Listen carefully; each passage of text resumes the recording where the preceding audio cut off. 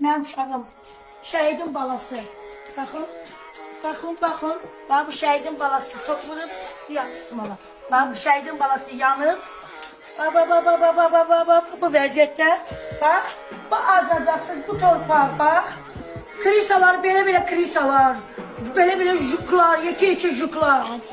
Sizə xahiş edirəm, yoldaş prezident. Zakir Fərədov bizə baxmır. Qapısına yaxın buraxmır bizi. Burada yaşayan qaçqınlar ailəsi 5-5 manat, 3 manat yığdılar. Mənim uşağıma yardım elədilər ki, uşağıma sistem zat götürdürmək üçün. Nə ki, bizə baxan yoxdur. Cənab Prezident, izləyin buranı. Buranı izləyin, görün. Cəmaat nə bərbad haldadır burada. Ya izləyin, bu Sumqayıtın yer sahibi yoxdur. Görün cəmaatı hara köçürdülər. Bu Fərədov Zakir gör hara köçürdü cəmaatı. Görün, buranın əvvəl görüntüsü var idi. İndi baxın buranın görüntüsünü. Yataqxana uçur, bərbad haldadır. Bu Sumqayıtın yer sahibi yoxdur. Heç kim yeri sahibi eləmir Sumqayıtın. Belə zülüm olmaz. Bizi qırmaq istəyirlər. O yandan ermənilər, bu yandan da bunlar.